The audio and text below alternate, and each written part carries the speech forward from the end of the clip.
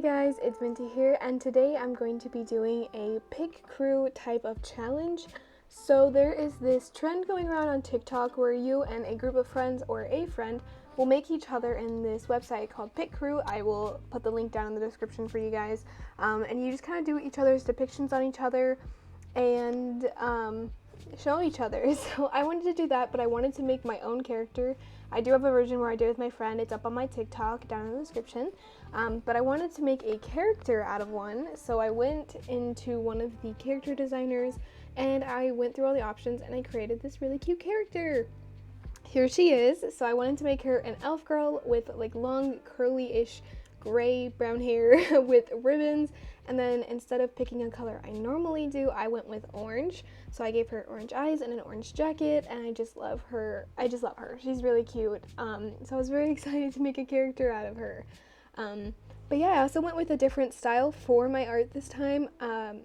Instead of doing line art twice, or because I did the sketching layer and then I was going to do another sketching layer, instead of doing that, I just believe I used that as my finished layer. Like, I used the sketch layer as my finished line art, and I actually really liked that, and I do that now in my art. I think I used to do it, but I feel like I make it look better now than I did back when I first started doing it.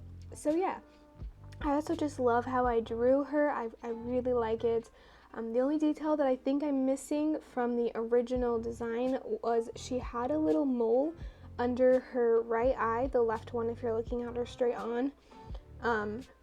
But yeah, I kind of feel bad that I forgot it, but I was like, I don't feel like going back now, especially because I add noise on top of all my drawings, and since I already clicked out of it, it would have kind of looked funky in the final, so I was like, I'll just leave it out, it's okay. I also even got her little heart emote that I put with her. I drew that at the very end, which you'll see at the very end. But I wanted to follow her pretty closely. I don't know if I took samples of her. Like, I don't know if I took the picture into Procreate and sampled the colors, or if I kind of just chose. I guess we'll see in a second when I actually get to the coloring stage. I think I tried doing line art, and then I was like, no. I don't like how that turned out, but yeah, I can actually pull up the drawing on my end because obviously I have it. Yes, I kept the sketch layer as my line art, but I forgot the mole under her eye. But I think that I did sample the colors. So in Procreate, I'm going to teach you guys this because I learned this myself and I was very happy when I learned this. You go into Procreate and you go into the top right corner into like your color palettes and you hit palettes.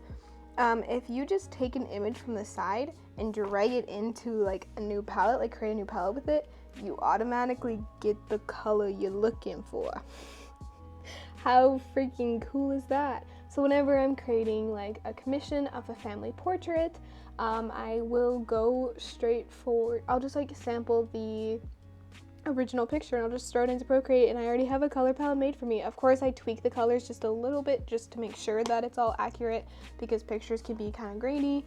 But yeah, I don't know, I think it's a cool little thing that I learned and I love it. But I went in with the same shading I always do. I went in with the Nico roller brush on Procreate to do some just basic really quick shading that I just kind of blended in to create some texture, and then I went in with the dry ink brush, which is also what I used for the sketch, and I used that for shading for like a more cell shading type look, and then I used the technical pen to fill in large areas like that. But yeah, I'm going with the Nico roller, blending it all out kind of, and then turning it on multiply, getting rid of it, and then I do another multiply layer, darken it, use the dry brush and lower the opacity.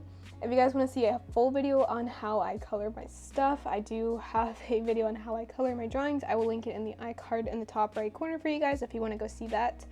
But yeah, I'm pretty much just coloring her in now, so I'll let you guys sit for a bit and I'll come back for some final thoughts.